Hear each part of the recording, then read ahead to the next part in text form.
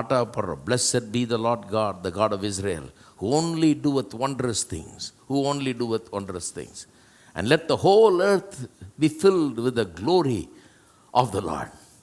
ஆமென் ஆமென். இங்கே பாட்டு பாடுறோம், எவ்வளோ காலமாக பாடிட்டு இருக்கிறோம். அப்படியே அந்த வசனங்கள் அப்படியே ரொம்ப முக்கியமான ஒரு வசனம். என்ன சொல்கிறான்? முழு உலகமும் பூமி முழுவதும் அவருடைய மகிமையால் நிறைந்திருப்பதாக. எத்தனை கிறிஸ்தவ மக்களுக்கு இன்றைக்கி அந்த வாஞ்சை இருக்குது? பூமி முழுவதும் கர்த்தருடைய மகிமையால் நிறைந்திருப்பதாக. பூமி முழுவதும் அவருடைய மகிமையால் நிறைந்திருக்கணும். நான் மகிமைனா என்ன? ஒரு பூ பூத்து, பூ அப்படியே வருது இல்லையா, மொட்டு மாதிரி வருது முதல்ல, அப்புறம் அது நல்லா பூத்து மலர்ந்து முழு அழகோடு அது காட்சி அளிக்கிறது இல்லையா, ஃபுல் ப்ளூம்னு சொல்லுவாங்க இல்லையா. அதுதான் மகிமை. அது in all its glory it is now showing itself ன்னு சொல்லுவோம் இல்லையா. அது முழு மகிமையோடு காட்சி அளிக்குதுன்னு என்ன அர்த்தம்?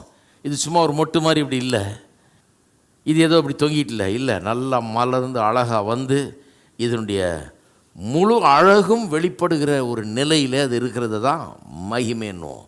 அப்போ பூமி முழுவதும் கர்த்தருடைய மகிமையால் நிறைந்திருப்பதாகனா, இந்த பூமி முழுவதையும் பார்க்கும்போது கடவுளுடைய அழகையும் அவருடைய நேர்த்தியும் அவருடைய மேன்மையும் அவருடைய ஞானத்தையும் அவருடைய அறிவையும் எல்லாரும் காணும்படியாக அவருடைய மகிமை பூமி எங்கும் வெளிப்படுவதாக. அதுக்கு தான் இந்த வசனம் ரொம்ப முக்கியம் பாருங்க. ஆமேன் ஆமேன்றான். இந்த உலகத்தை சும்மா பார்த்தாலே பூமி முழுவதும் என்ன தெரியணும்?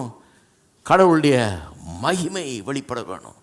அவருடைய நேர்த்தியான அழகு, அற்புதமாக அவர் செய்கிற வேலைகள், அவருடைய அற்புதமான படைப்பு, அவர் படைத்ததில் இருக்கிற அதனுடைய அழகு, நேர்த்தி, இதெல்லாம் வெளிப்பட வேணும்ன்றார். அப்போ படைப்புனா வெறும் நேச்சரை சொல்லலை. கொடைக்கானலில் போய் இருந்துக்கிட்டு அழகான மலைக்காடுகளை பார்த்தா சொல்கிறோம், நம்ம ஒன்றும் செய்யலை, அதுக்கு போய் அழுகுப்படுத்தி தான் வரணும் ஒழிய வேற ஒன்றும் செய்கிறது கிடையாது. வெறும் இயற்கை மட்டும் இல்லை, இயற்கையில் ஏராளமாக நம்ம ஒன்றும் செய்யாமலே அழகு இருக்குது, பார்க்கலாம்.